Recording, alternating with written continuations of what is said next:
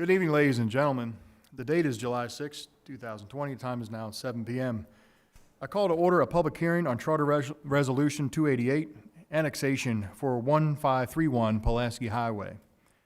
At this moment, I will call upon the members of the audience.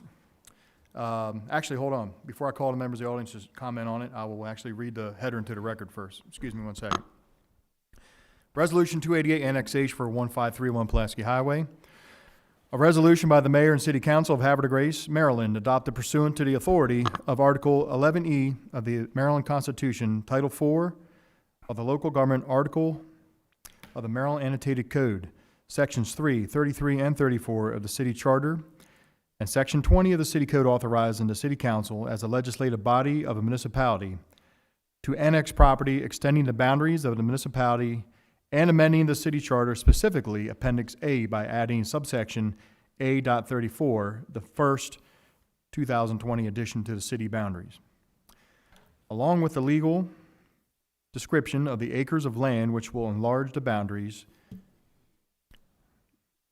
of the city of Havre de Grace to include the lands of Pulaski Parcel LLC located at 1531 Pulaski Highway, near the northwest intersection of Pulaski Highway and Old Post Road, State Route 7, consisting of 3 properties in the 6th election district, together with a drainage and utility easement, and part of the adjoining CSX Railroad right-of-way, consisting of a total of 3.613 acres, more or less. At this time, is anyone in the audience here this evening to speak on annexation for 1531 Pulaski Highway? Anybody? Is there nobody here? Okay. Comments among the council members? None. Okay. Well, with no citizen comments or comments from the council, I will now close the public hearing on Charter Resolution 288. The time is 7:03.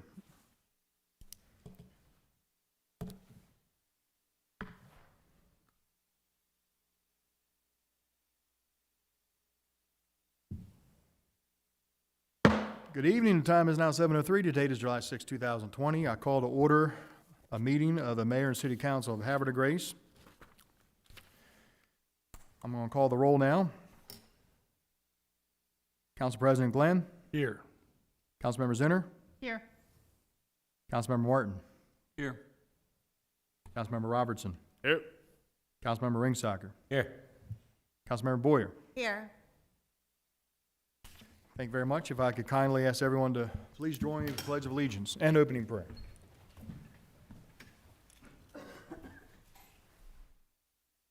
I pledge allegiance to the flag of the United States of America and to the republic for which it stands, one nation, under God, indivisible, with liberty and justice for all. Before we have our opening prayer, and I call up Pastor Obenshain, I wanted to let the audience know, as well as the viewing public, that last week, on June 22nd, or maybe more than a week ago, was the passing of a very distinguished Havre de Grace citizen, Mr. Wardell Stansberry.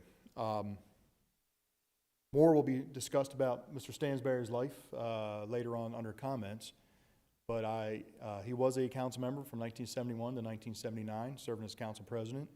Very accomplished man who served in the Army, had a master's degree, and did a lot for our community. And if it'd be a great honor if we could give a moment of silence for Mr. Stansberry.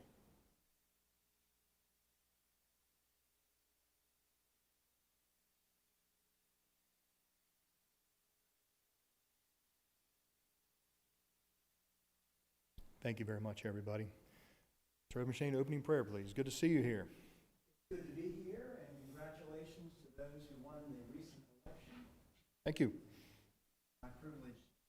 Stand by for a second, sir.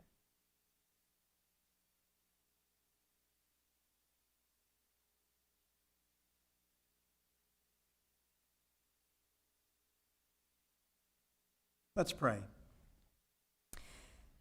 God of wholeness, you desire the health and the well-being of all your children. in this hallowed chamber of democracy and self-rule. Grant your wisdom to the leaders of our community, knowing that they must wrestle with thorny issues, balancing the needs of residents and businesses, of safety and commerce, and that some decisions may be hard or unpopular. Give them courage and insight. Lord, we have just celebrated independence and freedom under law. Knowing there was disappointment over limited gatherings and festivities, soothe those who most keenly felt that loss.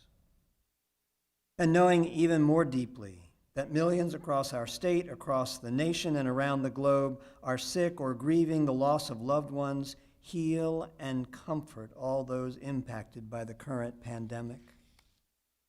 Thank you, Lord, for the gift of study and the power of science, for simple solutions like masks and physical distance and hygiene, and for the ability to create medicines and vaccines.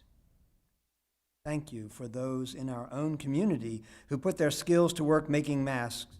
In our love of freedom, keep us also mindful of the need for and the power of working together to keep each other safe. Thank you for those first responders on the street, in our care facilities, and in our stores.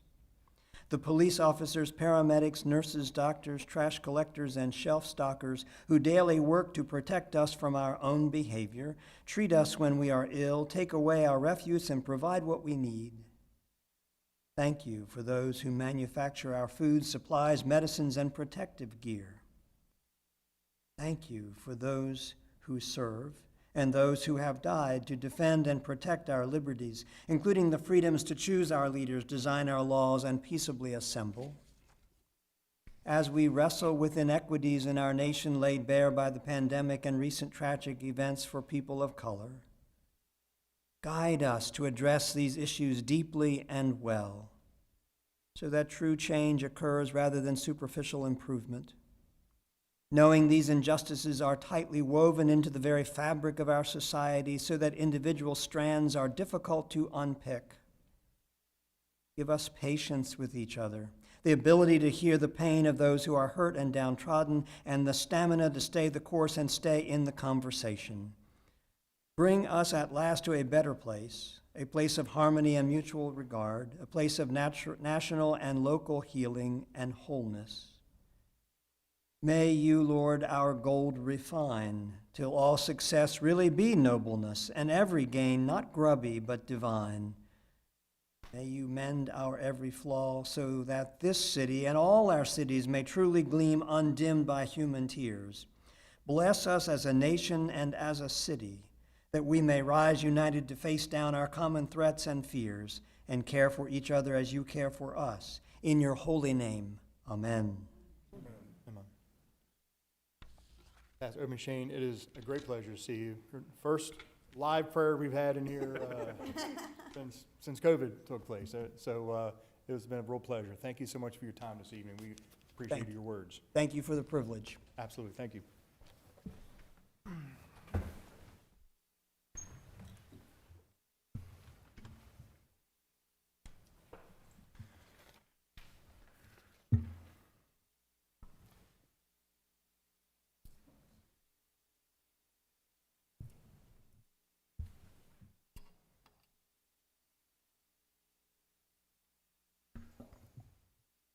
Item number 5, approval of minutes. Item A, City Council meeting minutes of June 15th, 2020. Council to have a motion to approve. So moved. Second. Councilmember Zinner, seconded by Councilmember Ringsager. Questions or comments on the minutes? All those in favor say aye. Aye. All opposed say nay. Council meeting minutes of June 15, 2020 carry 6-0 in the affirmative. Item B, budget work session minutes of May 18th, 2020. Council can have a motion to approve. So moved. Councilmember Robertson, Second. seconded by Councilmember Zinner. Questions or comments on the budget work session minutes? Yes, sir. I was not available at that meeting. Yes, sir. Thank you. Any other questions or comments? All those in favor say aye. Aye. All opposed say nay. Budget work session minutes of May 18th carry 5-0 in the affirmative. Item C, budget public hearing minutes from June 8th, 2020. Council have a motion to approve. So moved. Councilmember Robertson, seconded by Second. Councilmember Zinner. Question or comments? You're out. It's out. Any other questions or comments? All those in favor say aye. Aye. All opposed say nay. Budget public hearing minutes of June 8th, 2020 carry 5-0 in the affirmative. We will move on. Thank you very much, Council. We move on to item number 6, comments from citizens on agenda items. This is the part of the evening's agenda. If you wish to speak on something that is on the agenda, I will recognize you if you raise your hand. If you are here this evening to speak on an item that is not on the agenda, we have a public comment item at the end of this evening's meeting. So, what I like to do normally is start off with anyone who has submitted or mailed in comments. And I believe we have a few. And Director of Administration Seipel, do you mind reading those into the record so they can be heard? Thank you, Mayor. The first one is from Kurt Smith. It's regarding the appointment of Tammy Lynn Jamison. It says, "Good morning, Patrick. Noted that I would like to comment on the new appointment to the Arts Commission on behalf of Miss Tammy Jamison. Please have this read into the record for me in support of her appointment tonight under item 6, comments from citizens on agenda items. Miss Tammy Jamison is an awesome pick for the Arts Commission. Her selfless dedication to any project Tammy takes on by numerous personnel throughout the city, as she has taken our little city at the top of the bay by storm. Miss Jamison's thoughtfulness, attention to detail, and can-do attitude are exactly what any commission needs to have here in the city of Havre de Grace. With respect, Kurt D. Smith, Sr." The second comment was also from Mr. Smith, and it's regarding the special event for the Lock House, celebrating their 50 years. Since becoming more involved with the Lock House Museum, I have felt more closely tied to the history of our city at the top of the bay. Having a place to learn about the lock keepers, and the financial and history of the canal and America's history tied to canal transportation right here in Havre de Grace is a plus. I would like to encourage the City of Havre de Grace City Council to vote yes for this event. And there are the two comments I have, both from Kurt Smith. Thank you very much, Mr. Seipel. So those are the letters that have been submitted, read into the record. Does anyone in this audience wish to speak on agenda items this evening? All right, fair enough. We'll move on to item number 7. Appointments. This evening we have a whole slew of appointments. It's all the wonderful people of the Havre de Grace Arts Commission who are up for reappointment, and we have one new appointment as well this evening. And I will hand this off to Council Member Zinner. Thank you, Mr. Mayor. I would like to make a motion to appoint Tammy Lynn Jamison to the Arts Commission. Mr. Smith had a lot of kind and true comments to make about Ms. Jamison. I just want to give you a little bit of her background. She is a teacher at Bohemian Manor High School, working with special needs education. She's lived in Havre de Grace for 2 years now, since 2017, almost about 3. And she has special interest in the arts, musical performance art, history, literature, and writing. But more than that, Ms. Jamison's made her presence known throughout the city at various activities and events, volunteering wherever needed and helping out however she can. So I think this is an excellent appointment. She began going to the Arts Commission meetings. Her first one was in February, and then we suspended due to COVID. And she was present last week at the commission meeting, and everyone felt that she would be a valuable resource and addition to the commission. Excellent. Thank you very much. Second. Motion by Councilmember Zinner on the appointment of Ms. Tammy Jamison to the Arts Commission, seconded by Councilmember Martin. Any other questions or comments? All those in favor say aye. Aye. All opposed say nay. Motion to appoint Ms. Jamerson to the Arts Commission carries 6-0 in the affirmative. Excellent. Now, the rest of the names are reappointments. If you want to do them all together, we can, or if you want to do them one at a time, we can. It's I'll read them all together. There's 9 all of them, together. so. Council President, do you have any objections to doing? No all- objection at all. They're all to the same commission, they're all reappointments. Okay, so Okay. I make a motion to reappoint the following members of the Arts Commission: Patricia Fair, Carolyn Foley, Christine Berry, Patricia Donovan, Dina Cardwell, Wendy Hurst, Christy Silverston, Amy Steelman, and Winona Hilton Stanley. These 9 individuals have devoted several years to the Arts Commission, and they worked very hard this year to present an all-encompassing arts and entertainment agenda for the year, and that has been sidetracked by COVID. Sometimes I think I'm like the bearer of bad news with the cancellations I have to talk about at these meetings, but they're very enthusiastic, and they're very happy to be reappointed, and they have all Second. agreed to that. Excellent. Thank you very much, Councilmember Zenner. Do we have a second by the Council President? Okay, this is for the reappointment Fair, Foley, Berry, Donovan, Cardwell, Hurst, Silverstein, Steelman, and Stanley. Any other questions or comments? To the Arts Commission. And make sure not to the Board of Appeals. Anyway, all those in favor say aye. Aye. Aye. All opposed say nay. Motion to reappoint members of the Arts Commission carries 6-0 in the affirmative. Thank you very much, Councilmember Zenner. Thank you. Since we have a new member of the Arts Commission, I would like to swear in Ms. Jamerson. Could you please join me in a well? And Ms. Zenner, would you like to join me as well? Sure.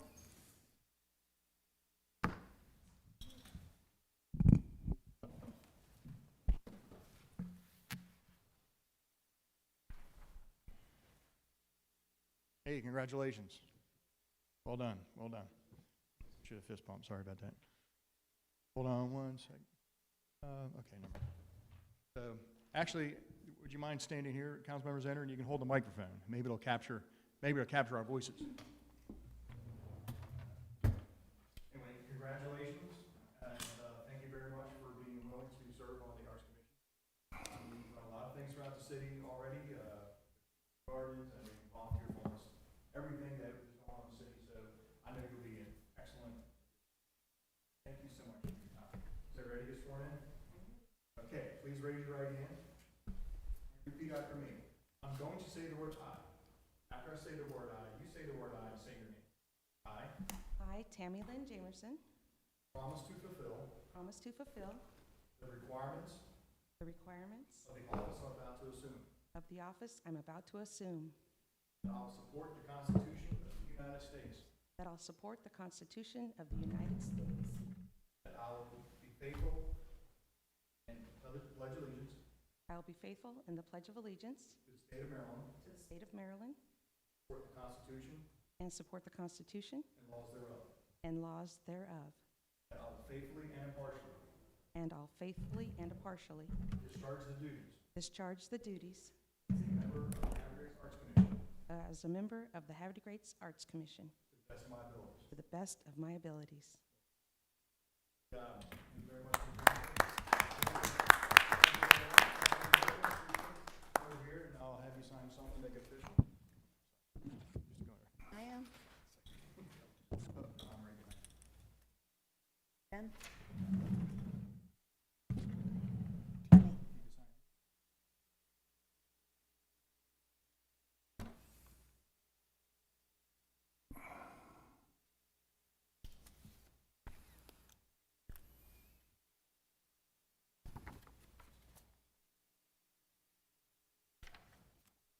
You can sign.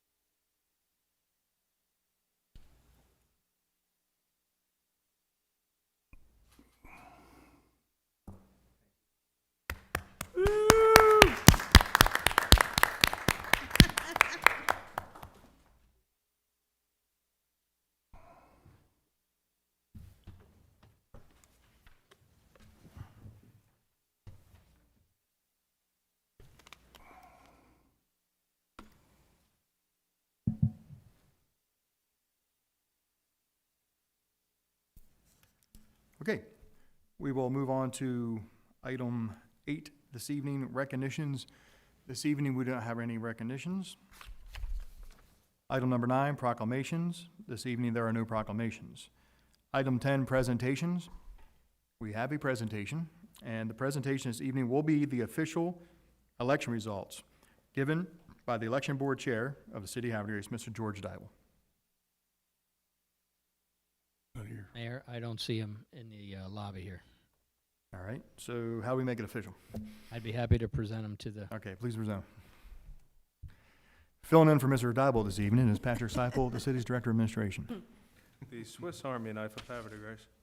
thank you, Mayor. I was present and witnessed the entire event. Mr. Dybel was to be here. I don't know, something must have come up. It's not a problem. Mr. Dybel has done a lot. So, okay, so we had a special election on June, let's see, the election day was June 23rd, 2020. At that time, we had 884 ballots cast. We then did the absentees and provisionals 1 week later on June 30th. So at June 30th, we have the complete listing of all the ballots that are cast. A total of 970 were cast. So we had 884 standard ballots, 85 absentee, and 1 provisional that was accepted. Provisionals can or cannot be accepted. It depends on the election board as they review them, the judges. The results were in order, alphabetical order. Casey Boyer, 744. David Glenn, 744. David Glenn, 774. Jim Ringsocker, 618. Richard Werner, 254. And the ballot question concerning the extension of a mayoral term from a 2-year to a 3-year, we had 605 to the affirmative, 356 noes. Voter turnout was 8%. We have 11,359 registered voters. And that concludes my remarks. Mr. Seipel, thank you very much for reading the results into the record.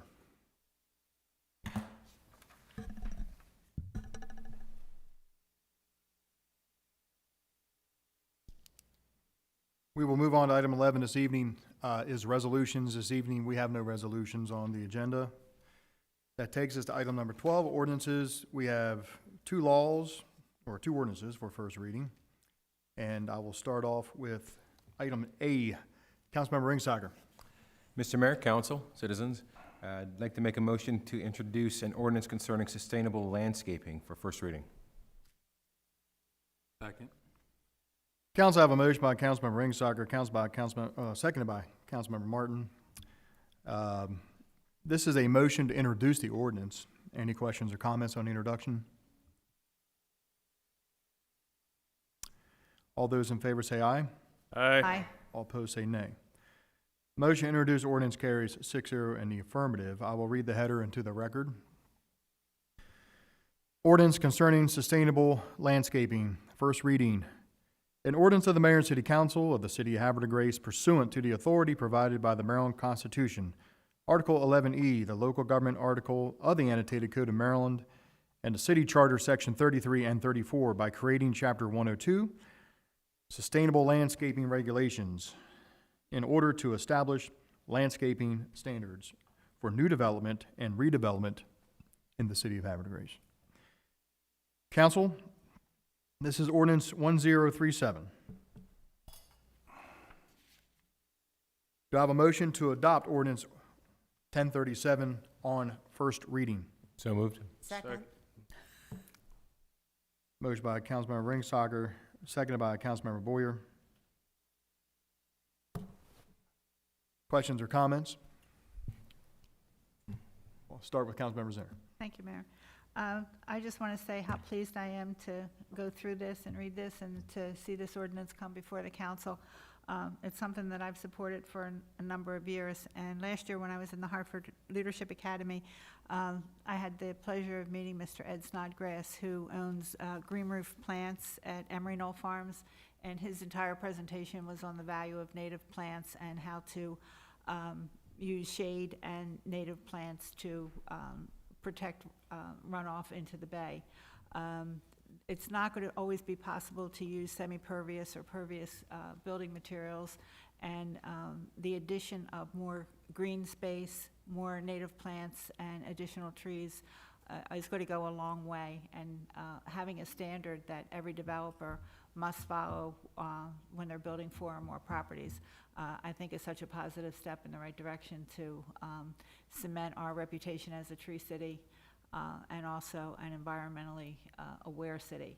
So I couldn't support this ordinance more. Thank you. Thank you very much, Councilmember Zinner. I believe Councilmember Ringside, your hand was up second. Mr. Mayor, Council, I'll come right back to you. the city doesn't currently have a landscaping requirement, so this is only for subdivision plans and site plan submission. It requires native vegetation and performance bonds. I hope that everybody votes for it. It's something we need. Havre is growing, and in order to make sure that we do stay sustainable, we need to have a plan in place for requirements for our developers. Thank you, Councilmember Ringside. Councilmember Robertson. Thank you, Mr. Mayor. I just want to echo my colleagues' comments that I think that this is a great piece of legislation. I really want to commend Shane Grimm, Director of Planning, for getting this together, and also want to thank Councilman Ringsacher for making sure that the rest of the planning committee was well aware of what was going on, and Shane really answered all of our questions and everything. So again, you know, it's good work. It's another example of Havre de Grace leading from the front, and I thank all those who were involved. Thank you for your comments, Councilmember Robertson. Any further comments from the council? Councilmember Boyer. I want to say that Shane brought this to the Tree Commission. Tree Commission didn't have any issues. They think it's wonderful that we're providing developers with their left and right flanks so that they know what the guidance is and what we're expecting for landscaping. And I think it's going to be a good thing for the developers as well, because I think they've had it's kind of hard to meet expectations when expectations aren't laid out clearly. So it's a good job at laying them out very clearly for them, and it does good things for our community. That's it. Thank you. Thank you, Councilmember Boyer. Any other questions or comments? Okay, this is a first reading on ordinance 1037. I'm going to do a roll call vote, and then we're going to establish a public hearing date with the council president. So, roll call vote on ordinance 1037. Councilmember Ringsacher. Yes. Councilmember Robertson. Yes. Councilmember Boyer. Yes. Councilmember Zinner. Yes. Councilmember Martin. Yes. Council President Glenn. Yes. By roll call vote of 6-0 in the affirmative, ordinance 1037 on first reading is approved and adopted. Council President, would you like to set up a public hearing? Public hearing for July the 20th at 7 p.m. July 20th at 7 o'clock p.m.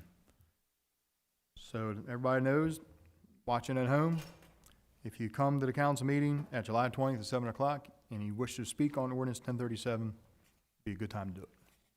Or feel free to email City Hall. We'll read it into the record.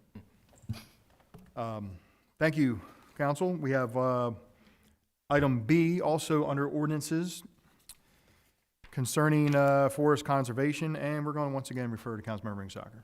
Mr. Mayor, Council, again, I'd make a motion to introduce an ordinance concerning forest conservation for first reading. Council, I have a motion by Councilmember Ringsacher. Do I have a second? Second. Second by Councilmember Martin. Questions or comments on the introduction of the ordinance? All those in favor say aye. Aye. Aye. All opposed say nay. Introduction of the ordinance carries 6-0 in the affirmative.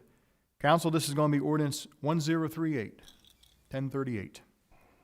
An ordinance of the Mayor and City Council of the City of Havre de Grace pursuant to the authority provided by the Maryland Constitution, Article 11E, a local government article of the annotated code of Maryland and the city charter sections 33 and 34, amending the city code, chapter 81, forest conservation, article 10, payment instead of afforestation and reforestation, and article 16, annual report. Council, do I have a motion to adopt this ordinance on first reading? So moved. Second. Motion to adopt by Councilmember Ringsager, seconded by Councilmember Martin. Questions or comments? Councilmember Ringsager. Mr. Mayor, this is one of those situations where the state changed their laws, so we were required to change our ordinances as well. So we're amending ours to meet the current regulations.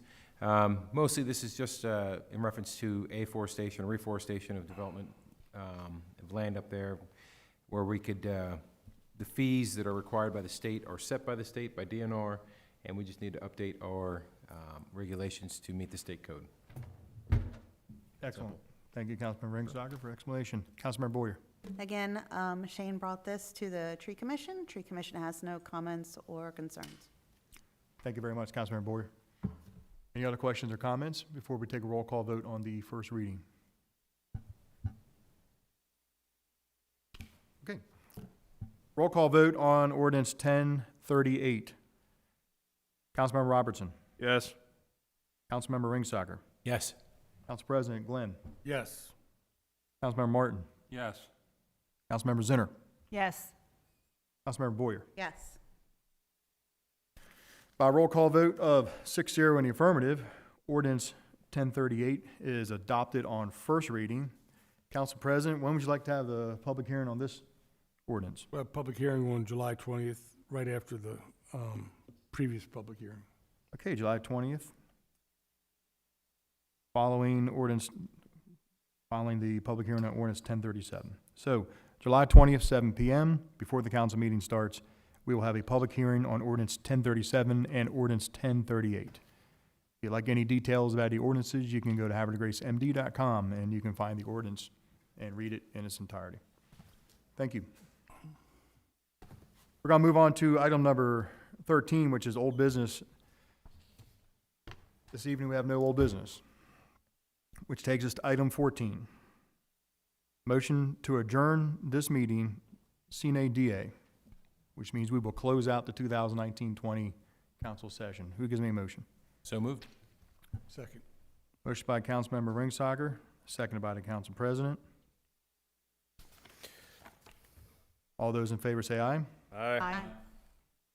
All opposed say nay. Motion to adjourn this council sine die carries 6-0 in the affirmative. It was a very good year, council. Well done, everybody. Thank you. As Done. we go, come whatever. What do you want to do now? Voice of an angel. We got 3 council members to swear in.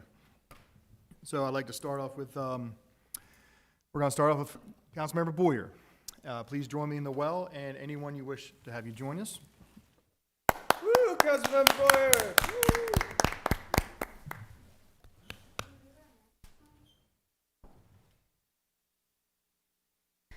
Carefully.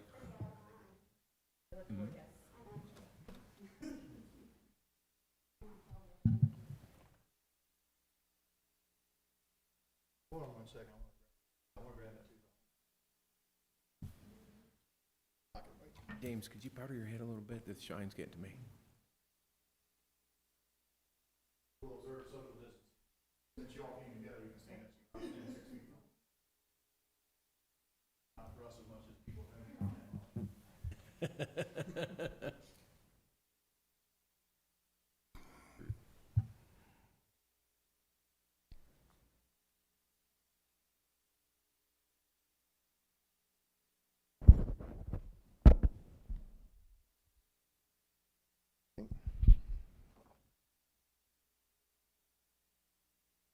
Anybody want to hold the mic? Kind of like, just like that? You can kind of use your pan. That's perfect. Just like that. That's perfect. It just kind of like that, just because it picks up everyone's voice. That'd be wonderful. So, is this a good angle for everyone?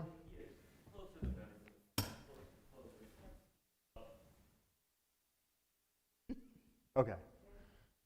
Everybody ready? What's that? You got it? Okay, all right. Councilmember Boyer, please raise your right hand and repeat after me. I'm going to say the word I. When I say the word I, say I and repeat your name. I I, Cassandra Boyer, promise to fulfill promise to fulfill the obligations of the office I'm about to assume. the obligations of the office I'm about to assume. That I'll support the Constitution of the United States. I will support the Constitution of the United States. That I'll be faithful and bear true allegiance I'll be faithful and bear true allegiance to the state of Maryland to the state of Maryland and support the laws and Constitution thereof. and support the laws and Constitution thereof. That I will faithfully and impartially, That I will faithfully and impartially, without fear of favor or prejudice, without fear of favor and prejudice, discharge the duties discharge the duties as a council member as a council member for the city of Havre to Grace of the city of Havre to the best of my abilities. to the best of my ability. What? Congratulations. Councilmember Boyer, we're going to sign away. Jimmy, you taking your Bible up? Hold on one second. Don't move.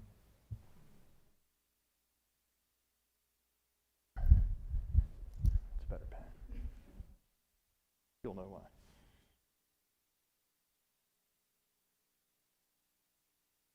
Councilmember Boyer, this goes into the archives.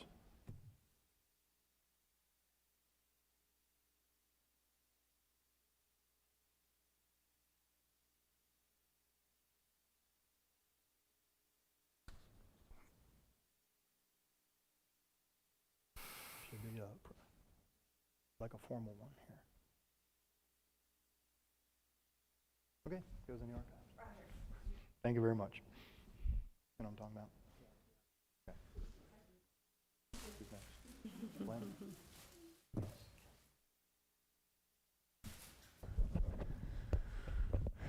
Want to get pictures? Want to get a picture for three of them first, and I'll jump in. Photobomb it.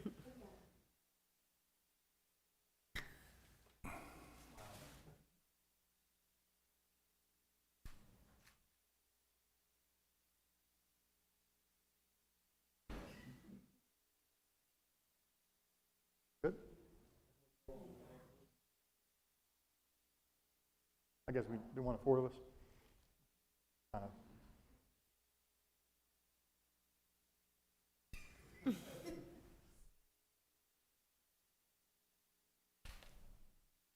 Again. Congratulations, Councilmember Boyer.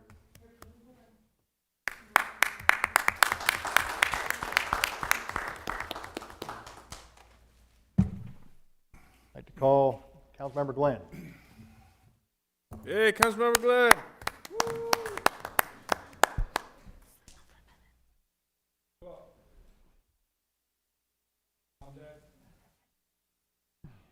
He just owned you. There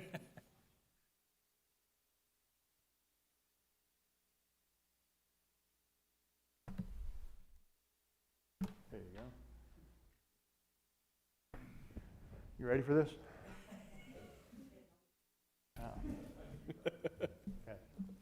Now, congratulations, Council Member Glenn. I'm going to raise your right hand. We already have it. I'm going to say the word I. When I say the word I, you say the word I and then repeat your name. I, David Glenn, promise to fulfill promise to fulfill the requirements of the office I'm about to assume. the requirements of the office I'm about to assume. That I'll support the Constitution of the United States. That I will support the Constitution of the United States. That I'll be faithful and bear true allegiance That I will be faithful and bear true allegiance to the state of Maryland to the state of Maryland. and support the laws And support the laws and Constitution thereof. and the Constitution thereof. That I will faithfully and impartially, I will faithfully and impartially, without fear of favor or prejudice, without fear of favor or prejudice, discharge the duties discharge the duties as a council member as a council member for the city of Havre to Grace for the city of Havre to the best of my abilities. to the best of my ability. Congratulations, Councilmember Glenn. All done.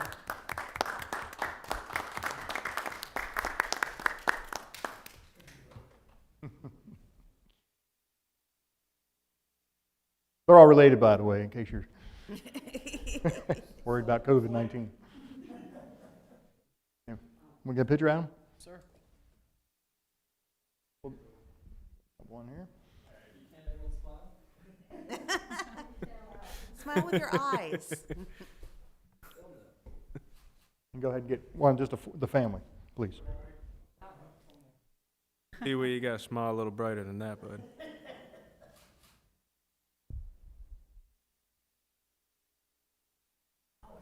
Good job. Yeah. We'll believe you.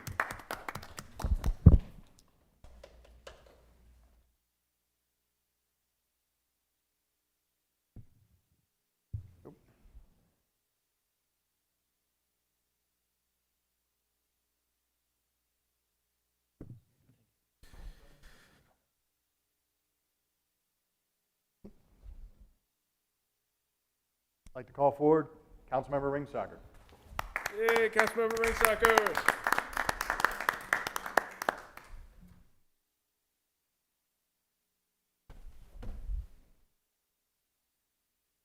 Aye, state your name.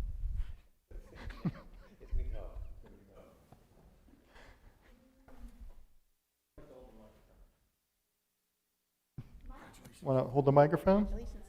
And probably use your left hand. And then hold it about there. Perfect. Good job. Are you ready? You have your right hand raised. I'm going to say the word I. When I say the word I, repeat your name. I, James Jr.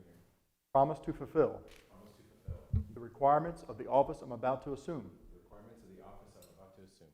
That I'll support the Constitution of the United States. I will support the Constitution of the United States. That I'll be faithful and bear true allegiance And I will be faithful and bear true allegiance to the state of Maryland to the state of Maryland. and support the Constitution And support the Constitution and laws thereof. and laws thereof. That I will faithfully and impartially, That I will faithfully and impartially, without fear of favor or prejudice, without fear of favor or prejudice, discharge the duties discharge the duties as a council member as a council member for the City of Havre de Grace for the city of Havre de Grace to the best of my ability. to the best of my ability. Well done, Councilmember Ringsacker.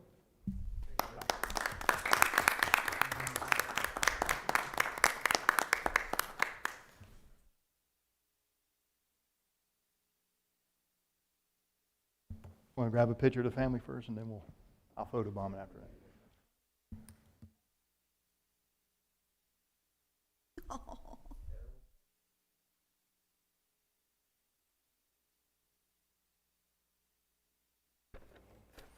Something?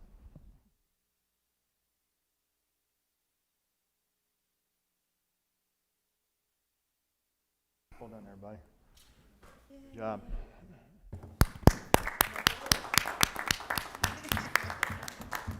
Sign real quick.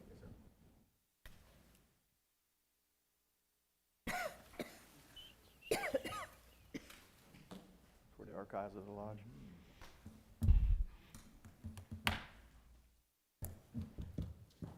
All right.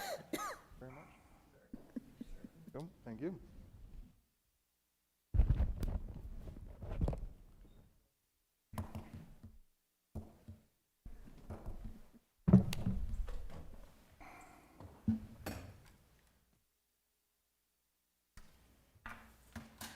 This is always the best part because there's officially no council president right now.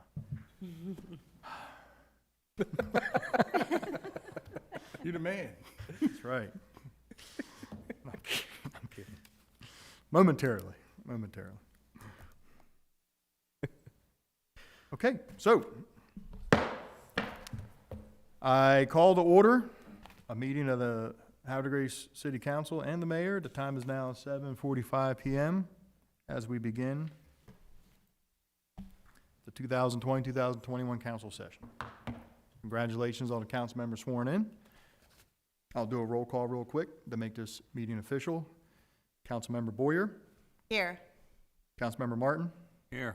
Councilmember Robertson, Here. Councilmember Zinner, Here. Councilmember Glenn, Here. Councilmember Ringsager. Here. All present and accounted for. Council, first item of business we need to do is move into closed session for the selection of a council president for 2020-2021 council session. In addition to the council president selection, we also have two items on the agenda that deal with litigation with the, pending litigation with the city, as well as a personnel action. All three of these will be combined in one closed session. So do I have a motion on this council to move into closed session? Mr. Mayor, I move that we immediately recess to go into closed session on Monday, July 6, 2020, to consider the following matters: election of the city council president pursuant to the city charter, section 24, consultation with the city attorney regarding pending litigation, and a personnel matter, the mayor's reappointment of a director. The council will reconvene in open session to record the vote and deliberations of the council on the above matters. The meeting will be closed under General Provisions Article, Section 3-305B, 1, 7, and 8.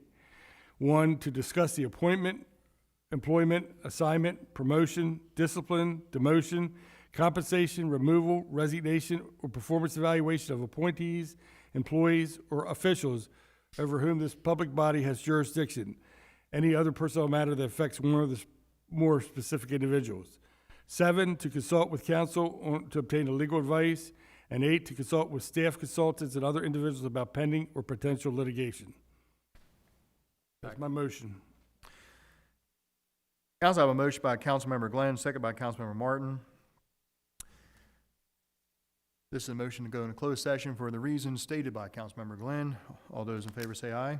Aye. All opposed say nay. Motion to go into closed session carries 6-0 in the affirmative. We will reconvene upon the selection of council president.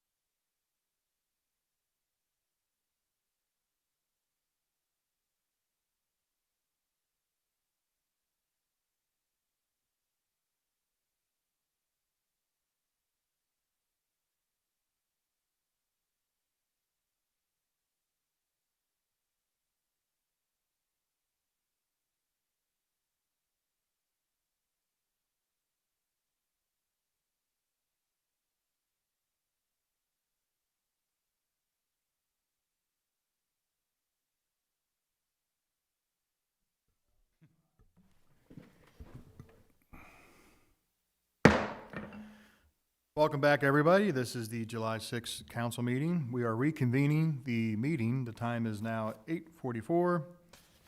Council is reconvening from a closed session. Council, let's do the roll call real quick. Councilmember Martin, Here.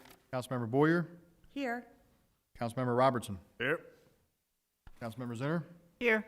Councilmember Glenn, Here. Councilmember Ringsacher. Here. Thank you very much.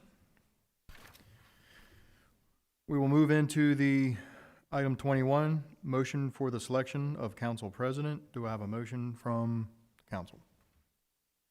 So moved. Dave, What? you want to make the motion? Want to give me a name? Well, I nominate Dave Glenn for council president. I have a motion by Councilmember Robertson. Do I have a second? Second. Second by Councilmember Zinner. This is for the nomination of Councilmember Dave Glenn for council president. Questions or comments? I would just like to say that I appreciate all the help that Dave has given me this past year as being the newest council member with the least experience in government and other areas of city knowledge and things of that nature with, and he's been very helpful. He's helped mentor me along and helped me understand procedures better. And I really appreciate that, and I think that shows true leadership, and I feel that he deserves another term as council president. Thank you very much, Councilmember Zinner. Councilmember Robertson. I'd like to echo Councilmember Zinner's comments. You know, David, Havre, Grace, Warrior, Proud, Glenn has been kind of like a staple here on council, and he's always had an open door and an open, an open mind to anything that we need, and is always looking to help us, and has even been kind of like the point of some frustration venting every now and again, and he takes it all in stride, and he just turns the other cheek and says what he needs. So I think a guy like that in a leadership position and representing our council and our city and our team is invaluable. Thank you. Thank you, Councilor Robertson. Any other questions or comments? Councilmember Ringsacher. Jason said it very well. Dave, you're Mr. Havre Grace. During our forum, the question was about how we contact people, and I said that you could always find Dave Martin out on the streets of Havre Grace. Dave Glenn, sorry, on the streets of Havre Grace. the Dave. When I sign off tonight, it'll be Jim Miller. I love Jim Miller. But where was I? I had other comments. Talking about Dave. So I was talking about Dave. Dave squared, right? No, I always try to be one of the first people here for council on council nights, and it is exceptionally rare that I beat Dave Glenn. Beat me tonight.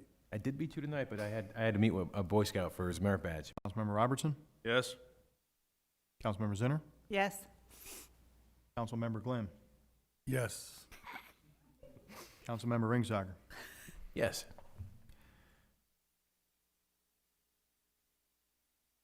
By roll call vote of 6-0 in the affirmative, the motion to elect council member Dave Glenn to council president for the 2020-2021 council session is approved.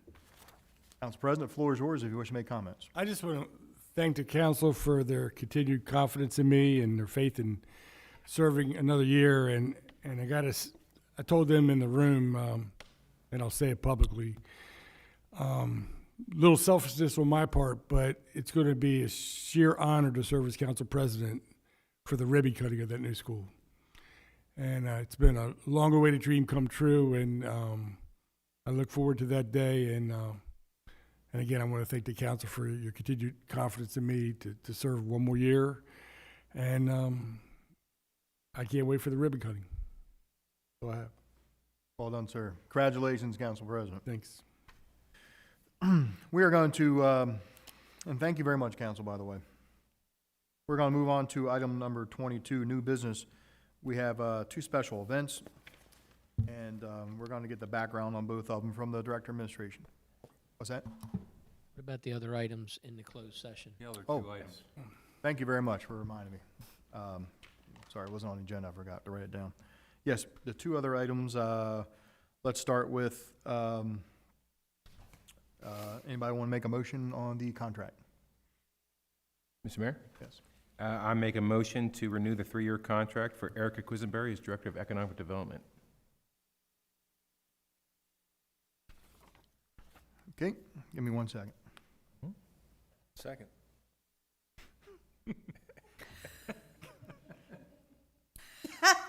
Like that.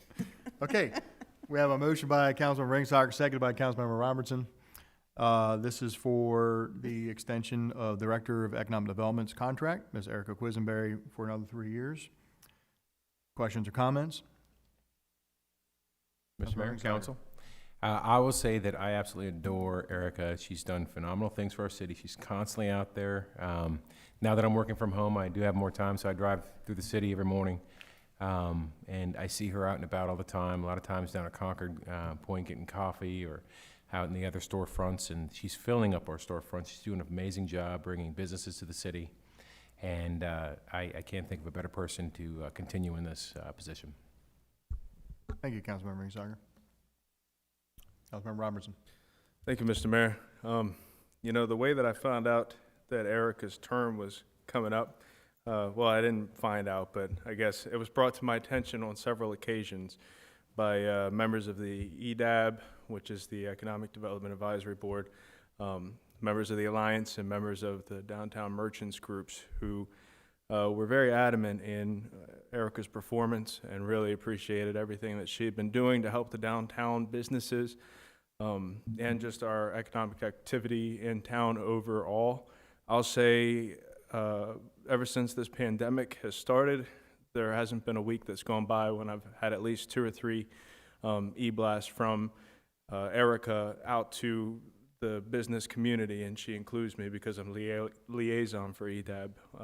You know, from everything from grants and PPE and PPP and all that stuff that's available to the rules and guidelines as they evolve. So I think, you know, she's a very active person in everything that has to be done business-wise, and stays abreast of all of the ongoing trends and rules. So I think she's a good pick.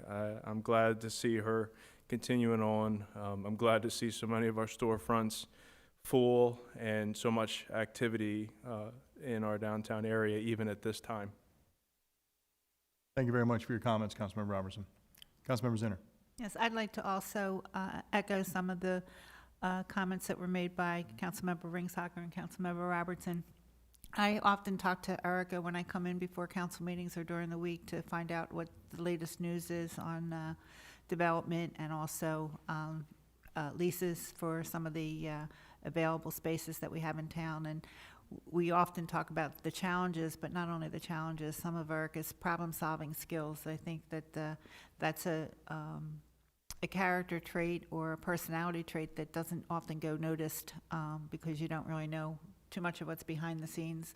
But all of a sudden, a property that was vacant has a leaseholder in there, and no one really quite knows all the challenges that went into getting that space filled. And I think Erica has excellent problem-solving skills, and she puts them to work. Sorry. Hit the wrong button. Was that Dave? No. And she puts those skills to work for us in the city, and I really appreciate all of her efforts. Thank you very much, Councilmember Zinner. Thank you. Any other comments? Council President. I always kind of refer to Erica as the Energizer Bunny. You know, or if you got an idea, you give it to Erica, and she runs with it. Mm-hmm. And I could say that when I first got on council, one of the comments that I was referred to time and time again is, what are you going to do for economic development? And at that time, we had a lot of empty storefronts. You see very few of those, if any, today, and that's in large part to Erica's efforts. But I did tell her just recently, she says, what one thing can I do for Havre, Grace? And I said, we need a place to go get steamed crabs where we can sit down and eat steamed crabs. And I'm led to believe she's close on making that happen. I'm waiting for the announcement, but that'll be a great plus for Havre if we make that happen. And again, it's in large part to what Erica does day in and day out. So she's been a big plus for this community. Thank you, Council President. Any other questions or comments? Council, want to call the roll call on the contract vote for the Director of Economic Development. Councilmember Robertson? Aye. Councilmember Zinner? Yes. Councilmember Martin? Yes. Council President Glenn? Yes. Councilmember Ringsager? Yes. Councilmember Boyer? Yes. By roll call vote of 6-0 in the affirmative, contract of Ms. Erica Quisenberry for Economic Development Director carries. Thank you very much, Council.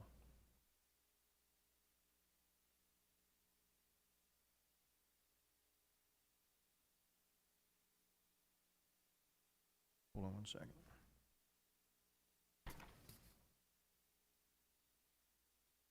Council, I want to thank you very much for approving the contract to Ms. Quisenberry. She works very hard for the city of Havre de Grace, and she plays a very significant part in the success and the direction that the city's heading in.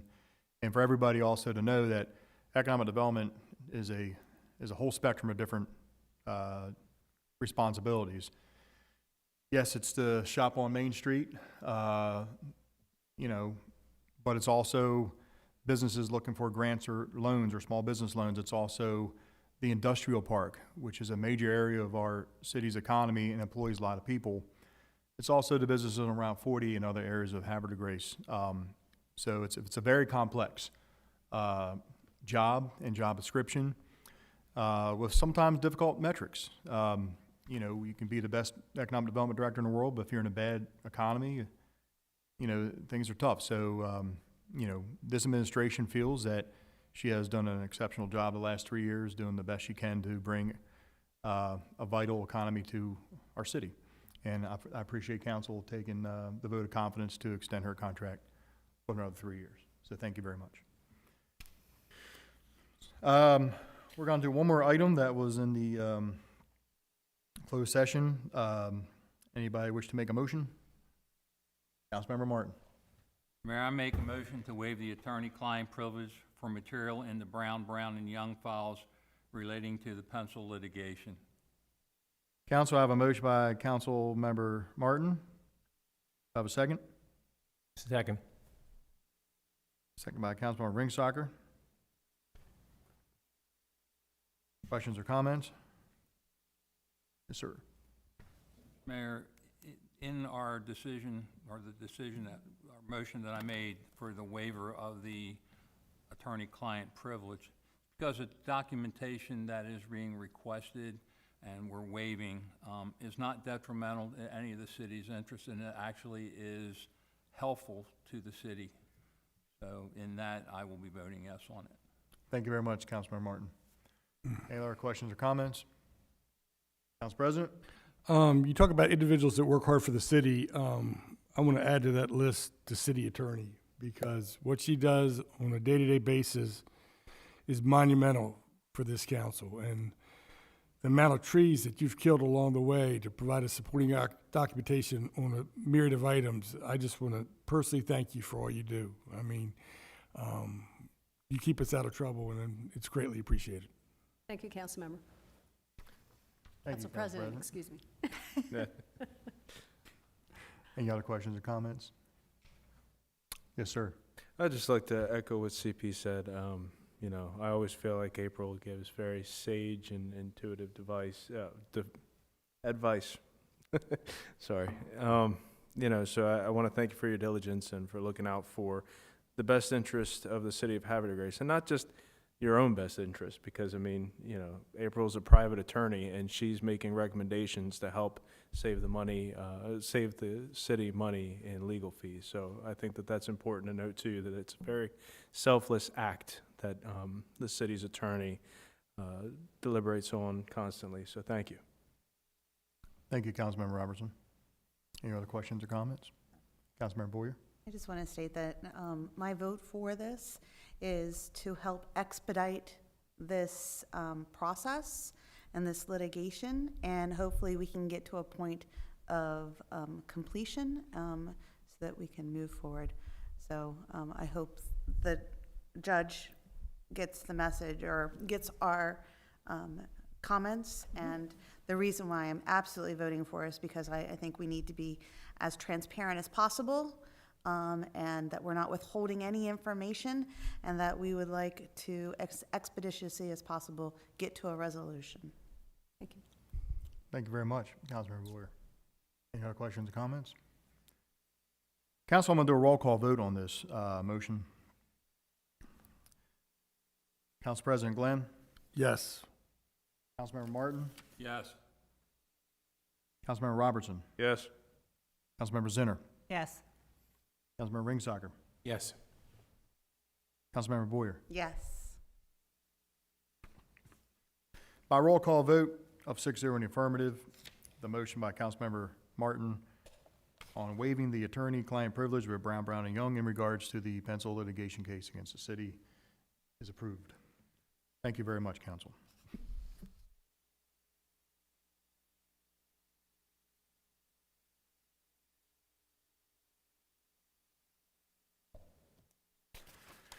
Okay, we're going to move on to item number 22. We have two special events under new business, and I'm going to defer to Director of Administration, Mr. Seipold, to give the background on each event. Sir.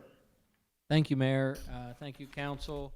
And for our viewing audience, let me explain a little bit on special events. These two special events are further out into the future. They're also quasi-private events and not public events. And they've also submitted COVID-19 plans. And when I get into these, then you'll have a better appreciation for what they are about and what they're trying to do. So this is not like a typical event where you're trying to be the more the merrier. This has a finite number of people, and they're exercising good judicious precautions as it relates to COVID-19 with social distancing, the wearing of masks, and those kinds of things. So let me go on. The first would be the Susquehanna Hose Company's Members Crab Feast. That would occur on Saturday, September the 26th. There is no rain date. They would begin setting up immediately. This would be at Hutchins Park. They would begin setting up immediately following the farmers market. The event would run from 2 p.m. until 9 p.m. They anticipate about 175 members, but that was a pre-COVID number, so I don't know if it'll be that high or not. There will be alcohol, no gambling. The Havre Grace Police were contacted and have reviewed the event for all necessary safety precautions. They will be in compliance with all the liquor control laws that are in place. They will also have EMT members on site. The cost for Public Works is $51.50. There is no cost for PD, as they will handle it through routine patrol.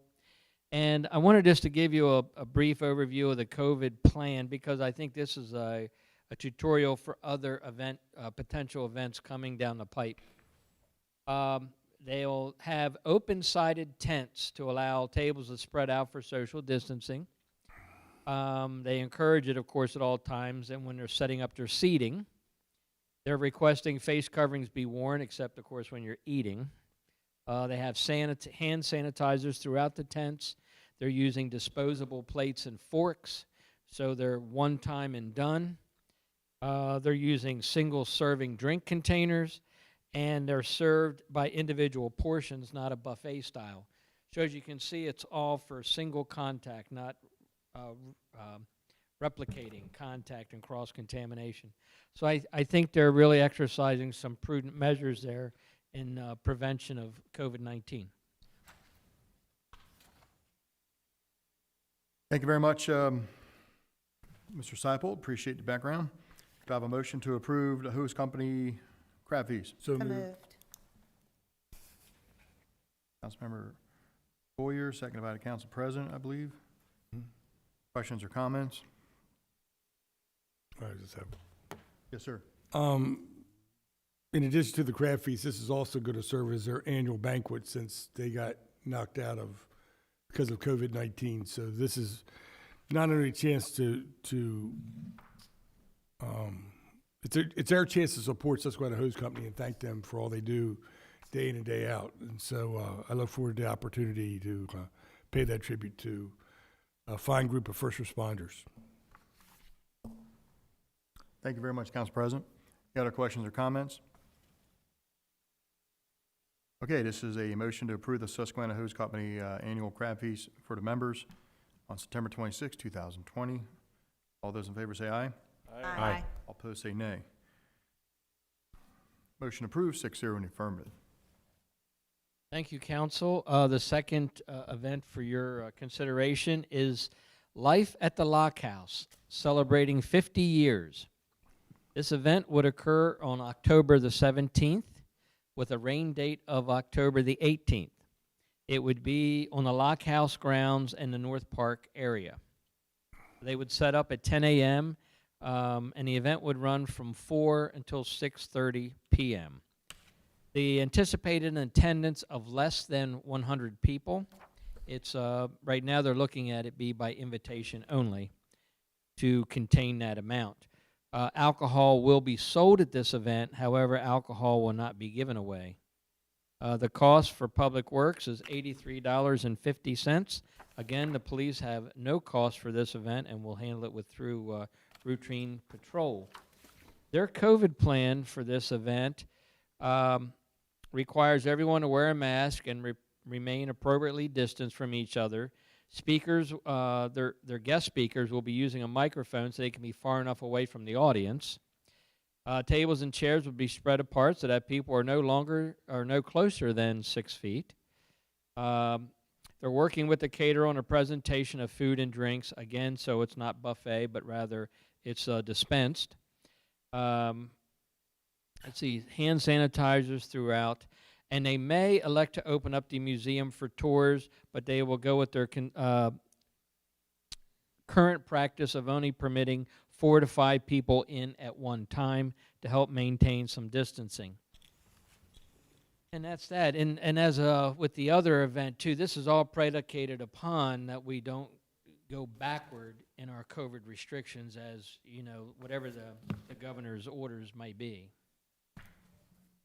Thank you. Thank you, Mr. Seipel. Council, I have a motion to approve the Life at the Lock House Celebrating 50 Years event. So moved. Councilmember Boyer, seconded by Councilmember Robertson. Rock, paper, scissors. Questions or comments on the event? All those in favor say aye. Aye. All opposed say nay. Life at the Lock House, celebrating 50 years, take place on October 17, 2020, is approved by council, 6-0 in the affirmative. Thank you very much, council. We will move on to director's reports. And this evening, we will start off with the Director of Administration, Mr. Patrick Seipel. Good evening, sir. Good evening, Mayor. Thanks. Good evening, council and all the citizens out there. Well, I just mentioned the 2 events that possibly could be occurring later this season. I really don't have a whole lot to add from the administrative side other than again, my sincere appreciation for everyone's practice of COVID measures that we hear a lot about from this Annapolis and on television.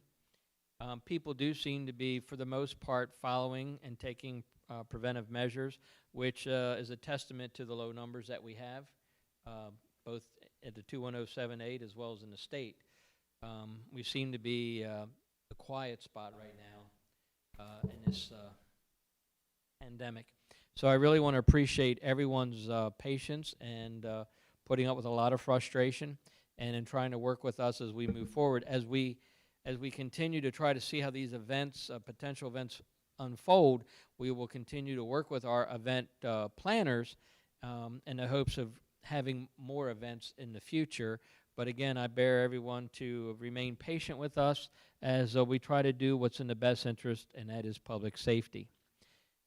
Shifting gears now, in the Department of Planning, Director Grimm could not be here this evening, so I just wanted to review very quickly their permit totals for the year. This past year, it's a little bit misleading. the permit totals for housing stock. Now, this does not include sheds, decks, signs, fences, those types of things, but this is housing stock. There was only 16 in FY20. The numbers don't accurately show, though, that we also received credit for 38 units from Ivy Hills. The permits were actually awarded in FY19, but the capital cost recovery fees came over in 2020. So that brought our total up to what our budgetary number is 52 units per year. If you look over the last 3 years, we've averaged 94 units per year over the past 3 years. Again, we're budgeting about 52.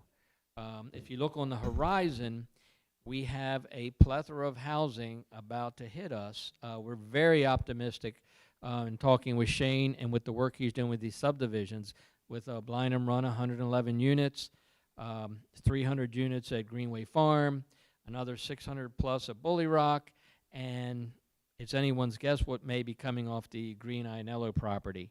And we anticipate these starts coming very quickly, especially with the low interest rates right now for mortgages and people looking to purchase a home in this town. So that's what I have on the planning front. If I may put on another hat, I will be the Economic Development Director for a moment. She is out celebrating her newly voted on contract. The U.S. Small Business Administration has released data regarding the Paycheck Protection Program to identify recipients and the extent of jobs supported in the $659 billion program during the initial economic hit from the coronavirus pandemic. This is the federal government's primary COVID-19 relief effort for small business. A total of 203 businesses in Havre Grace and the 21078 zip code received these funds, ranging from $1,000 up to over $8 million, with the majority of these being about $150,000 or less. The report was released early this morning from the Small Business Administration, and in the interest of respecting everyone's time here, Erica will go into greater detail at the next council meeting, so stay tuned. Secondly, Hopkins Farm Brewery will be officially opening with a ribbon cutting this Thursday, July 9th at 11 a.m. at 3833 Ryder Lane. Now, this is an invitation-only ribbon cutting for this event. However, they will have normal business hours following this opening on Thursday, which will be made posted on their website, hopkinsfarmbrewery.com. We're also welcoming a number of food trucks that have participated in our own food truck festivals on First Fridays. And they are such as Eat Like a Greek, Teriyaki Grill, Doughboy Fresh Pretzel, Cowboy Eats, Smoking Wheels Barbecue, and Crossroad Bistro. So stay tuned. Come out and support another local business getting started. They put a lot of money and resource into this, and I think we're all just very optimistic. Looks like going to be some good brews coming down off the hill. And that sums it up on the direct economic development front. Now I'm going to jump ahead of my Minister of Finance there, Mr. Doherty, and be the Public Works Director for a moment. So Public Works is moving on as planned down at the water treatment plant. We're about 55% complete at the water treatment plant. Other things going on right now in Public Works include curb painting, some groundworks like the planting beds, water line repairs, and waiting with bated breath that we can hit this bond market at about mid-July, George, I think when you get in here, mid-July, end of July, so we can get going on some of our capital improvements. We're very anxious to get that going, and if, as you all know, Tim Whitty, he's like a tiger just pacing back and forth in his cage. Can't wait to get out there and get started on it. So with that, Mayor, that's all I can say this evening. Well done, sir. Thank you very much, Mr. Seibel. Appreciate all the updates. We actually have live and in person this evening Mr. George Doherty, who's our Finance Director. I'd like to call him in to the meeting and update the good citizens of the city of Havre de Grace on our financial situation. Good evening, sir. Good evening, Mayor, council, citizens, and those at home. First of all, I'd like to wish everybody a happy new year. For those who at home who don't know, we started the fiscal year July 1. And in terms of the financial report, general fund is sitting right at about $635,000 right now. It is down about a couple $100,000 due primarily. The biggest activity we've had so far this year is the first payroll, and haven't had a lot of revenue just yet, considering this is about the third operating day of the year. So it's not unexpected, and I expect as we close the books, there'll be some pretty significant fluctuations up and down. But we'll try to anticipate those that we got. But at this point in time, that was the major factor hitting Fund 1. Fund 9 is sitting at about $35,000. And it's down about $70,000. Again, mostly due to the payroll was the primary factor for that one, as well as the single biggest event. And the Marina Fund sitting at $650,000, which is pretty much where it started the year. It was at about $645,000, and most of that again is payroll related, the reduction. So on the third full day of the year, the biggest thing we've had go is the payroll so far. Not a lot of revenue being generated yet. The only thing on the horizon that we're keeping an eye on is our highway user revenues. The projections out of Annapolis are not as good as we would like, but we will continue to watch, and hopefully we'll be coming out of this and returning to normal fairly soon. But that is the biggest, right now, potential revenue loss that we've got, and that's my financial report for this July 6th. Mr. Doherty, thank you very much. Council, any questions for Mr. Doherty while he's here? No, sir. Happy fiscal new year. Thank you, sir. Thank you very much, George. Thank you, council. I'd like to call forward Chief Teresa Walter. Good evening, Chief. Council. Couple things that I want to go over. The first thing is summer car safety for children and pets, because over the last few days it's been extremely, extremely hot. And I don't want people to forget, and you might wonder how people can forget that they have their children or their pets in vehicles, but unfortunately I have seen that happen in the past.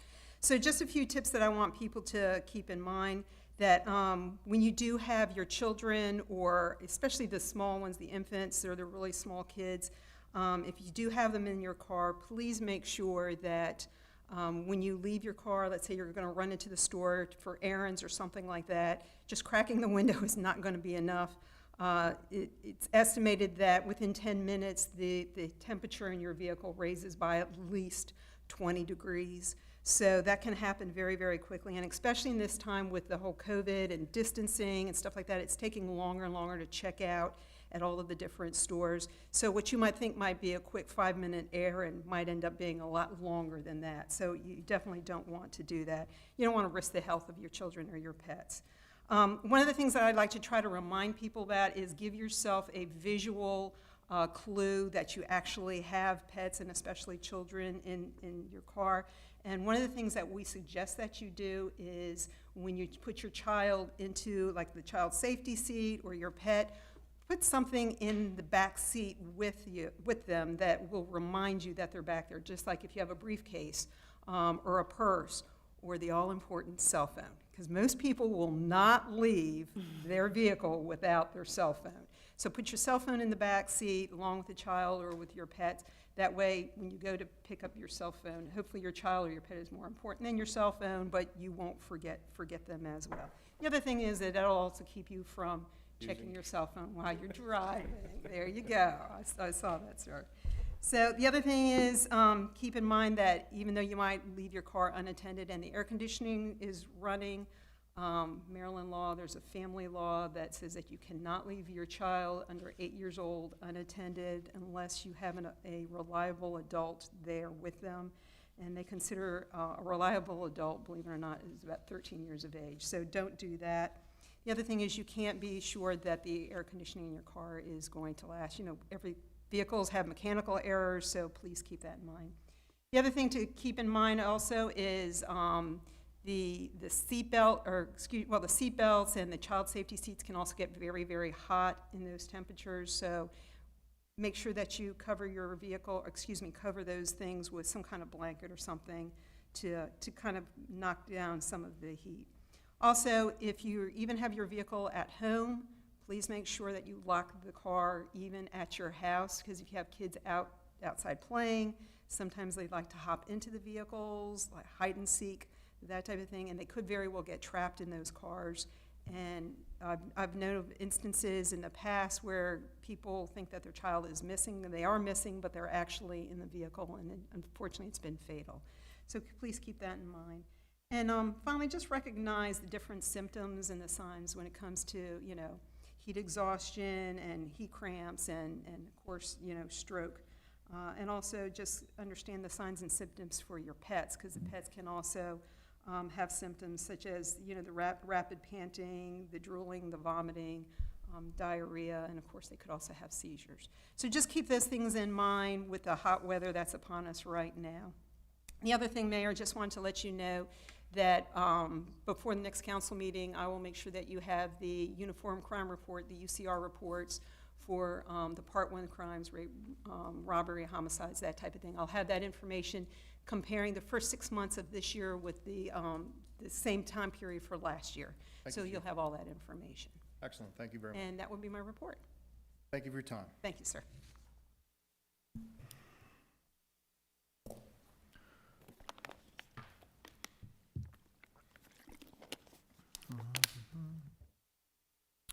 We're going to move on to item 24 this evening, which is business from the mayor. Earlier in the meeting, when we started with the Pledge of Allegiance opening prayer, we observed a moment of silence for the passing of former city Havre Grace member, Mr. Wardell Stansberry. Mr. Stansberry was born and raised in the city of Havre Grace. Quick background, class of 1953, Havre Grace High School warrior. Went to Morgan State University, majored in physical education, was commissioned as second lieutenant in the United States Army, got a master's degree from the University of Texas in community relations, served him well. He was on the Havre Grace City Council from 1971 to 1979, and as that time he served as, and during that time, he served as the council president. The first African-American hired at Hartford County Department of Social Services. And in the honor of his service to the city of Havre Grace, I have ordered that the city flags be currently lowered to half staff to honor his life and service to the citizens.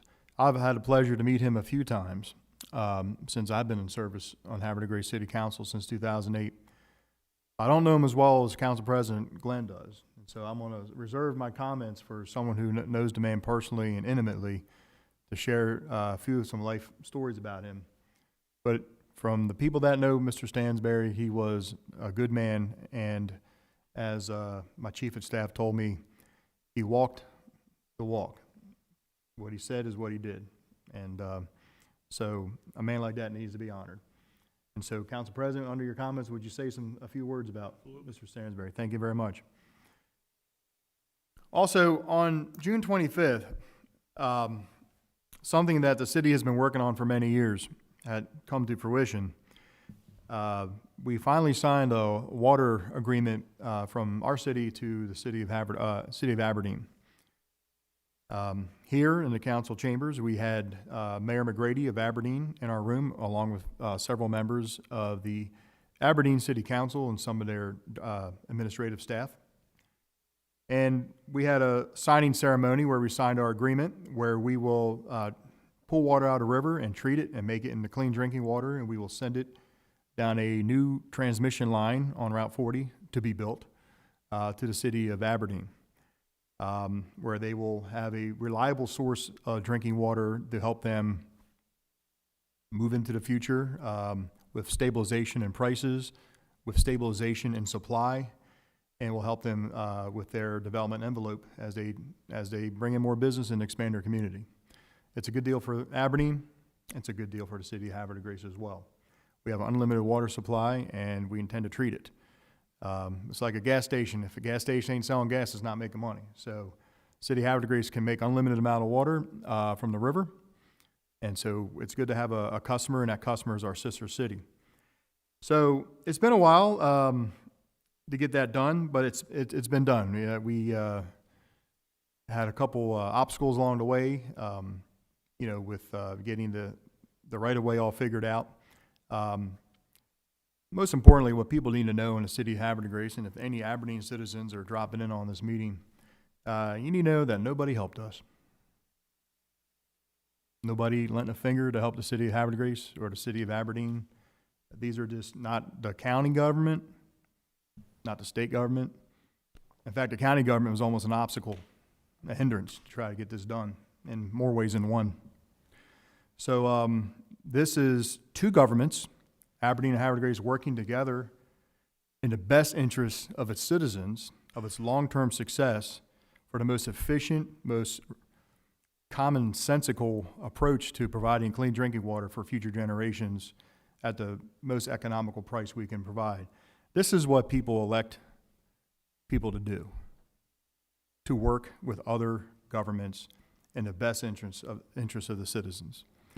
So on June 25th, that was a big deal. Two cities got together and said, you know what, if nobody wants to help us out, if the state with their $35 billion budget doesn't want to help us out, if the county with their $1 billion budget doesn't want to help us out, well, then the little city of Havre de Grace with their $15 million budget will do it. And we did it. And a large part of that was the help of the citizens of Havre de Grace. And a little bit of help from the bond money that passed in the February referendum. Part of that $15 million, a small part of it, is going to go to construction of the line, but we will get our money back for that and apply it to other infrastructure needs. But it'll help expedite that process in which we can build that transmission line and begin raising revenue. So on that note, I want to thank the citizens of Havre de Grace for really stepping up over the last few years and believing in this administration and believing in this council. We throw questions at people about purchasing land, about allowing us to enter into into debt with bonds for infrastructure. And we have been very successful with these initiatives. But the real people to thank are the citizens. Because you believed in us. You stepped up and you said, okay, we're going to buy this land on Water Street for $1.1 million. Or we believe that an opera house is a good thing to do for the future of our city. Or believe a $15 million bond bill is the best way to approach replacing all this 100-year-old plus aging infrastructure one way, at one clip. So again, we're doing well. The city of Havre de Grace is doing well with all things considered, even among this COVID world we're living in. Revenues aren't as good as they should be, but we are being very cautious. We are watching our spending. We are taking it one day at a time. But the citizens of Havre de Grace, I just want to thank you as we enter this 2020-2021 legislative session for believing in this administration, believing in these council members, and for coming out to vote on June 23rd. It was a hot day, very hot day. It was a postponed election. It wasn't the first Tuesday in May. It was a different date, 6-7 weeks later. Nobody liked postponing the election, but we didn't really have much of a choice. But, we had 8% of our population show up, which might not sound like a lot, but given the circumstances, hats off to the citizens of Havre de Grace to make it a valid election. Also, hats off to the candidate who ran, Mr. Richard Wayner, who came in fourth. I want to thank him. I got to know that gentleman, and you'll probably see his face around maybe on a city commission. He wants to work for the city and serve the citizens. And so again, with all those things said, the city is heading in a really good direction.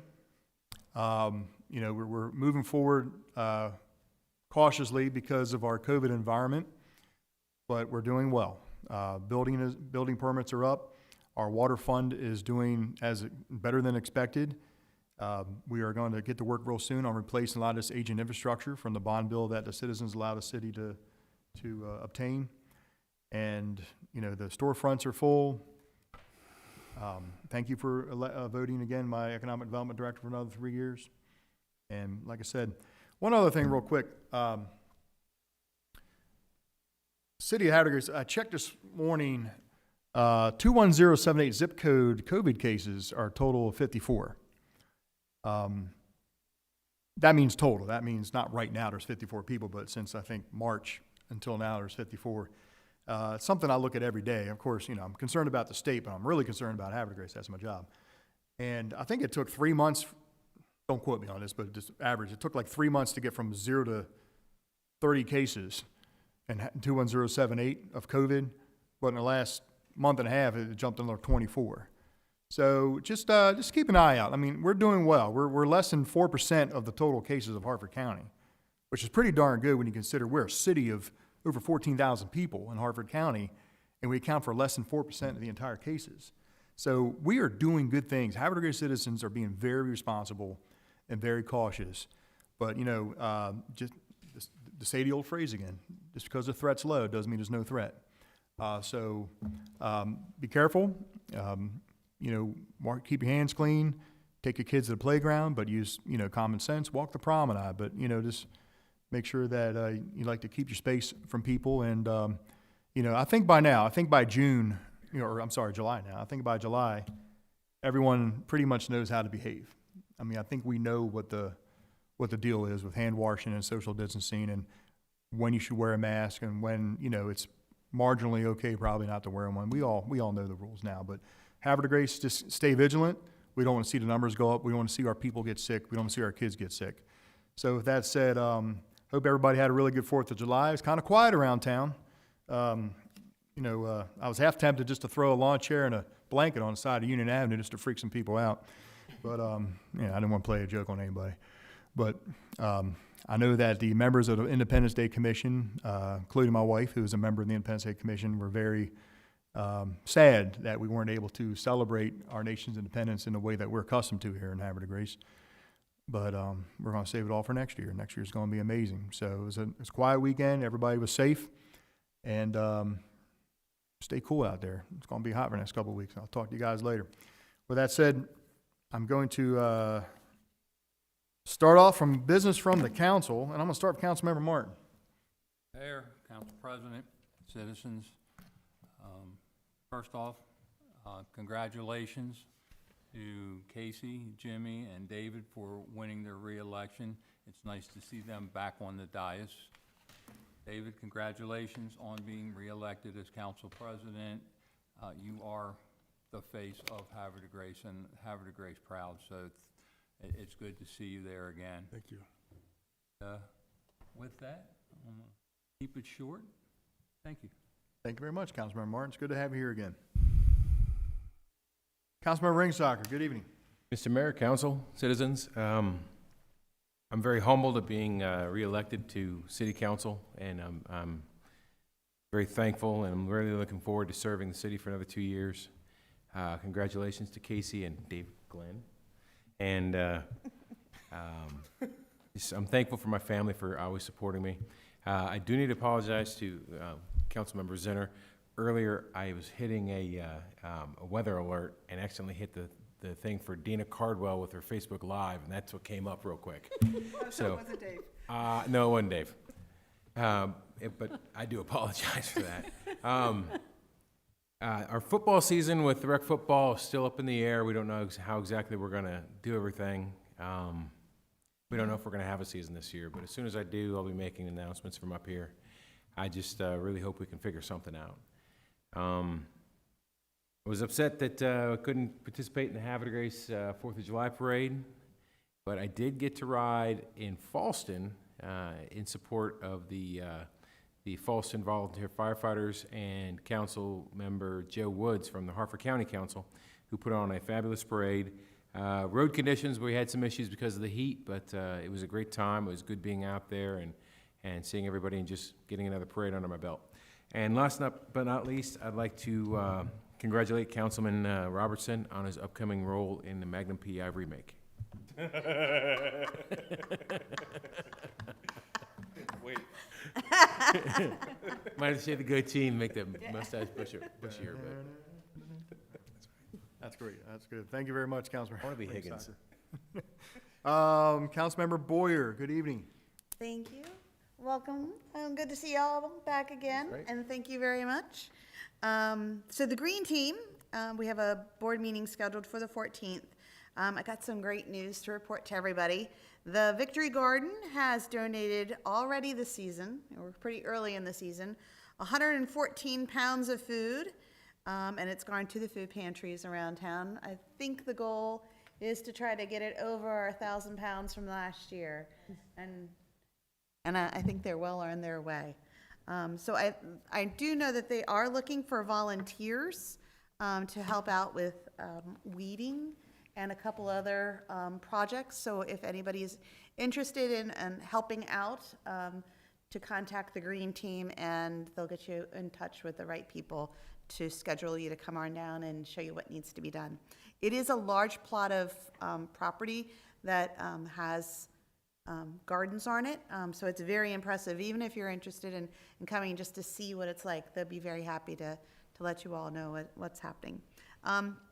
In addition to that, the composting initiatives have been very successful. So far, as of, not including this weekend, but previous to this weekend, we have diverted 400 pounds of waste from the landfill. So we are definitely off to a really good start. Most of the bins are full by the day, with a Monday, when everything gets collected. So thank you all for participating, and let's keep it up. We're doing really good work. The Twinning Association has sad news. Our dear friend Julian Smith from the Mumbles Twinning Association has passed away. He has had a long sickness and finally succumbed to his illness. His family is asking for donations to the Lifeboat Society of Mumbles.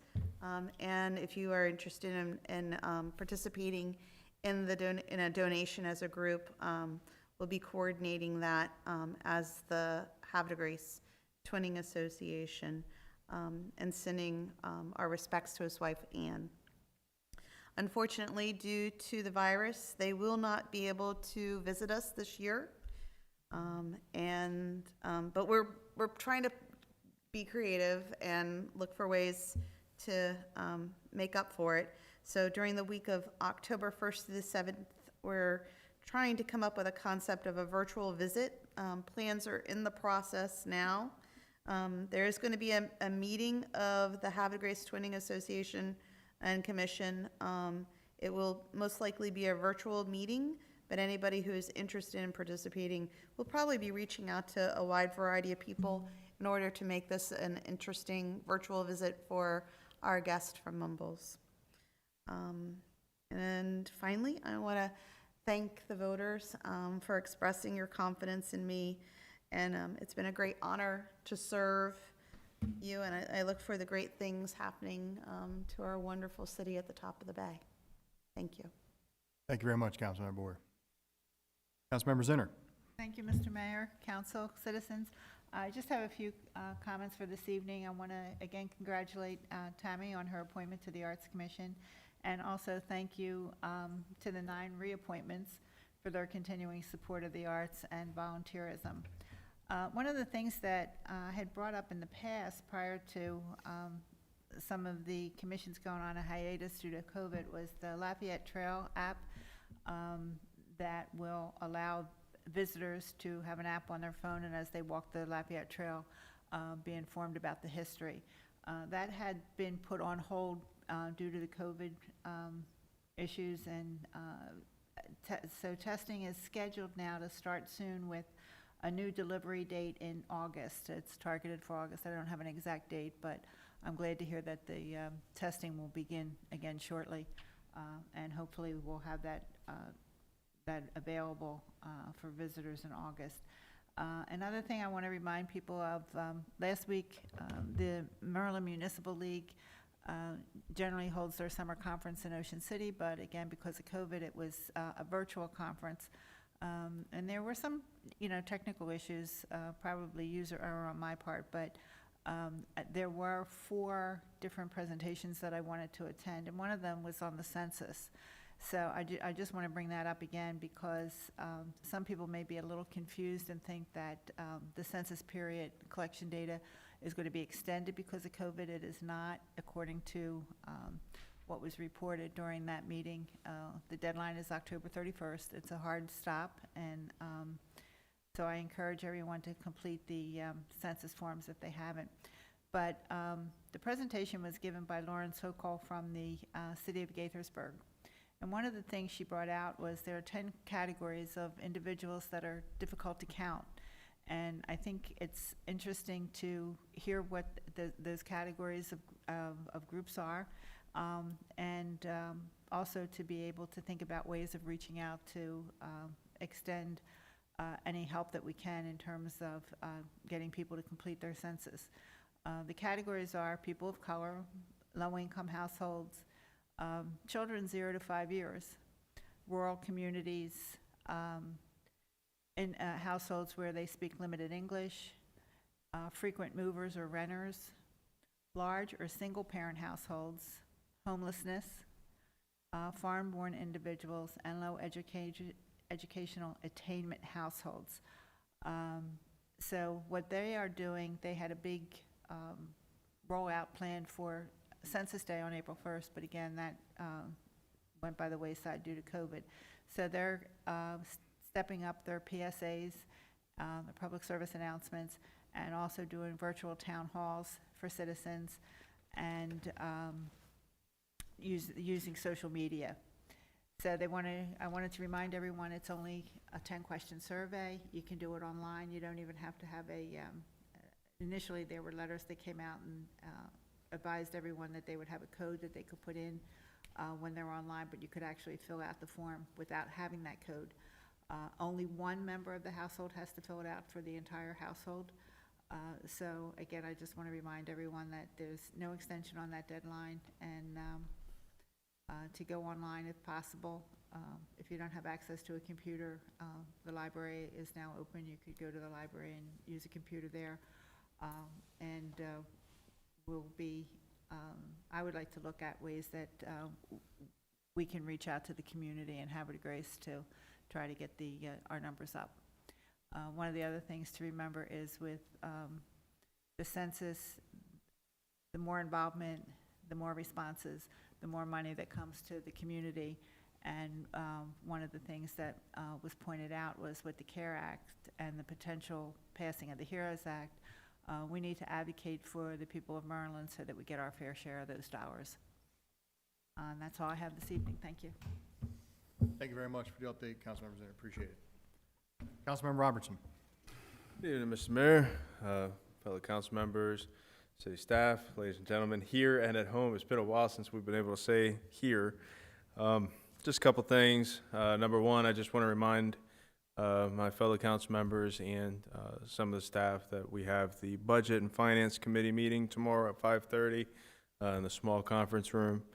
I also want to give a shout out to Council President Dave Glenn, Council Member Jim Ringsacker, and Council Member Casey Boyer for their reelection to council. I also want to say thank you to the contender, Rich Weiner. You know, I did have the chance to meet him, and he seemed like a real bright guy, and hopefully he does stick around and, you know, get involved. It'll be good. Anyway, I hope everyone had a happy and safe 4th.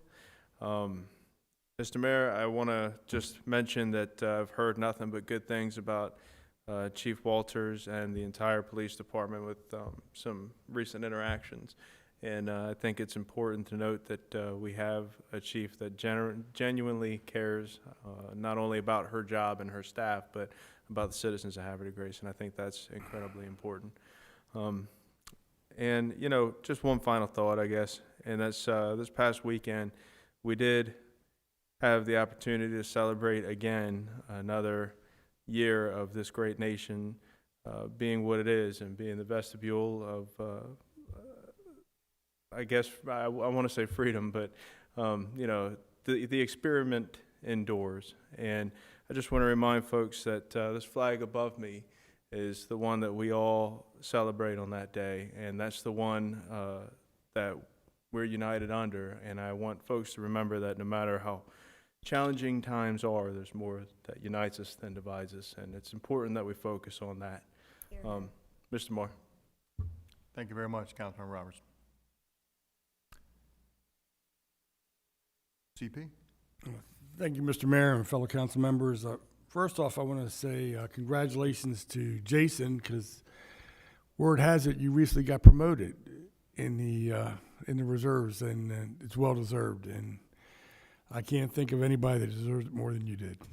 So You don't know many people. you'd be surprised.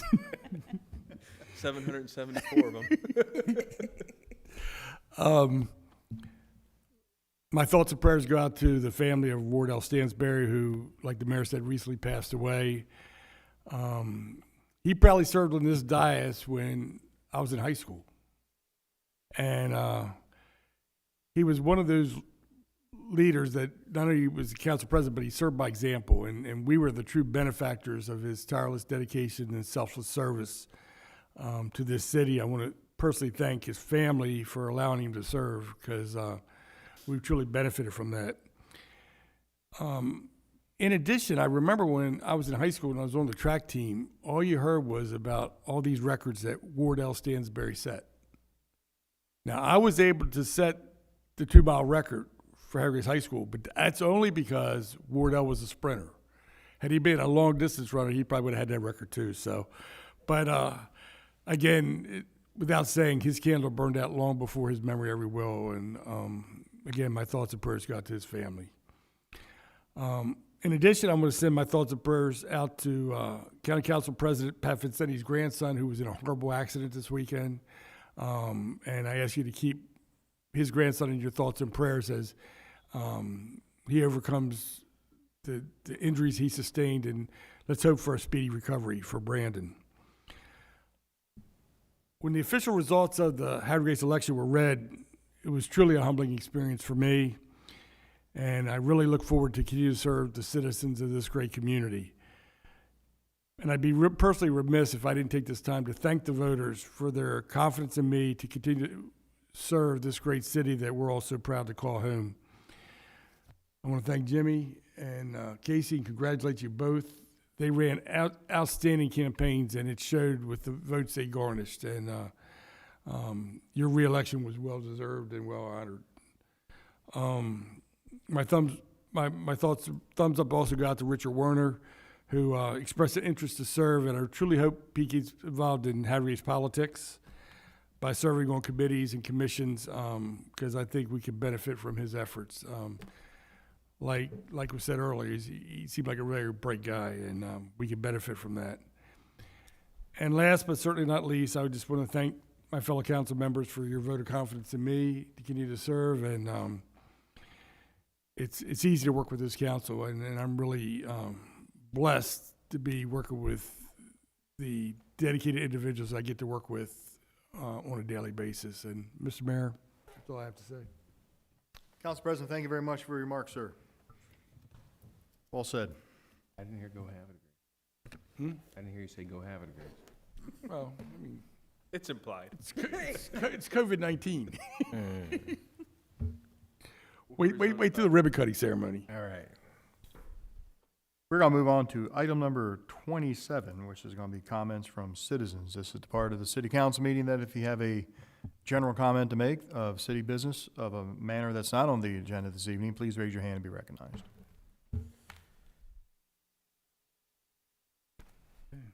Okay. With that said, we will move on to item number 28, which is adjournment. Council, to have a motion? So moved. I'm sorry. Well, let's do it. Go on. Give it to Dave. Give it to the other Dave. All right. We'll do Councilmember Martin. Seconded by, I'll just pick somebody. Councilmember Robertson. All those in favor say aye. Aye. All those opposed say nay. Motion to adjourn carries 6-0 in affirmative. The time is now 9:49. Thank you very much, everybody, and have a good evening. Good job, Council.